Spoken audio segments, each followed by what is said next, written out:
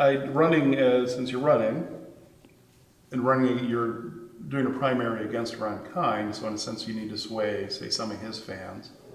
And you're also in a district that Ron has won 12 times, so pretty solidly Democrat, but there's a lot of non-Democrats in the district as well. And there are many who react against this idea of universal health care or single-payer healthcare system, and I would think you don't want to just alienate them.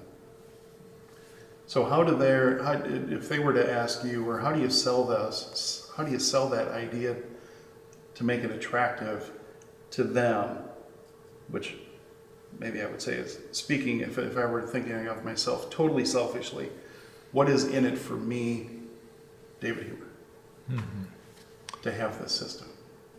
So if we're forced to just think about it in a purely monetary economic form, which is very limited, I think, from the advantage, but how much money am I going to have to pay out of my pocket? The reality is that we end up paying less because we decrease the overall expenditure for our whole society. We eliminate copays, we eliminate deductibles, so that you have to pay so much out of your pocket before your insurance even starts. We just throw all of that away, and we say what's essential is when you're sick, you don't have to first of all think, how am I going to pay for this? You have to think, where am I going to find the best solution to my worries, or to my child's worries, or to my worries for my child?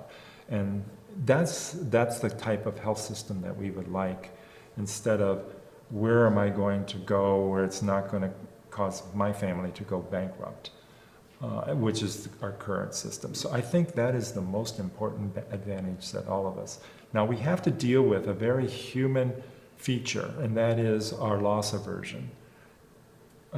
By our nature as human beings, we have a tendency to hold on to what we have because we have that familiarity rather than tempting another option. The saying, a bird in the hand is worth two in the bush, is very real. In fact, when social psychologists study this phenomenon, they find that an individual needs to see an alternative option as looking twice as good as what they have before they're willing to make the leap. And so we're working hard against that when we're advocating for a change. And we also have a lot of marketing pressure that makes it difficult for us as individuals to appreciate the options, because there are a lot of people, as I alluded to, making money that don't want the system to change. Their opportunities, they don't want to lose them. And so it makes it really hard for us to have a pure democratic, a pure democracy answer where everybody has an equal voice. Our democracy is a representative democracy. We hire people to solve this problem. Our job as individuals in the community is to indicate to those hired individuals what we need. And I was alluding to that. We need quality health care when it's necessary without a hassle. So I've done my job. I want you, as my representative, to get me that. That's what I want. I've done my job. I don't have to tell you the details. I was at a conference once. I was one of three on a panel, and after about a 90-minute presentation on single-payer healthcare and so forth, this woman who was one of the members of the audience, she said, "Oh my God, that's so complicated." And it occurred to me right at that moment to feel this rush of empathy and think, she's right. It is really complicated to try to sort it out. But that's why we have the form of government that we have. As a representative in Congress, I have all kinds of resources available. I can get the best experts in the world to communicate with me, to talk about issues that are important to the people I represent. I can get staff.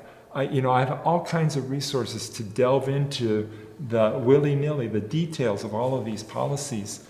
And that's my job, is to make them work for the advantage of the people I serve.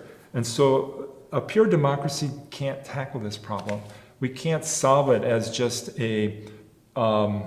do you call it in high school, the people who are most liked, It's not that type of a program.